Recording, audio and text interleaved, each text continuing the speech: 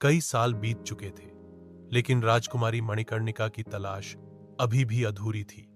उसके पास सब कुछ था, ताकत, सौंदर्य, दौलत और एक विशाल साम्राज्य। लेकिन उसका दिल, वो अब भी किसी एक तलाश में भटक रहा था।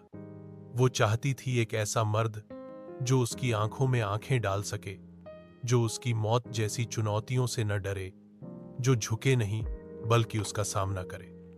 वो मर्द जो सिर्फ बदन से नहीं, आत्मा से मजबूत हो। महल की ऊंचाई से दूर क्षितिज को निहारते हुए वो बोली, कहीं तो होगा कोई जो मुझे हरा सके या मुझे जीतने लायक लगे। पीछे खड़ा उसका सबसे वफादार मंत्री वृगोदर बोला, माफ कीजिए राजकुमारी, लेकिन इस बार सुंदर नगर के डेथ मैच में शायद आपकी तलाश पूरी हो जाए।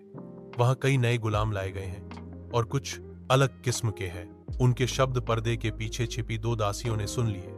एक ने फुसफुसाते हुए पूछा, राजकुमारी किस मर्द की तलाश में है? दूसरी ने कांपती आवाज में कहा, उस ख्वाहिश का जिक्र जहुबान पर लाना भी पाप है।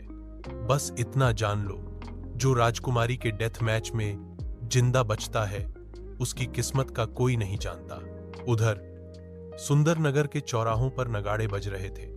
सिपाही चिल्ला रहे थे, सुनो सुनो, डेथ मैच की घोषणा हो चुकी है।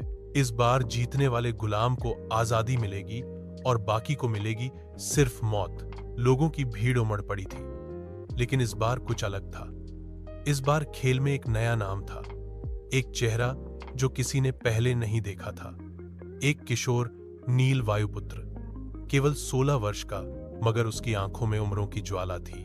बेड़ियों से जकड़े हुए बाकी गुलाम जब दीवार से टिककर रो रहे थे, तब नील शांति से एक पुरानी फटी हुई किताब के पन्ने पलट रहा था।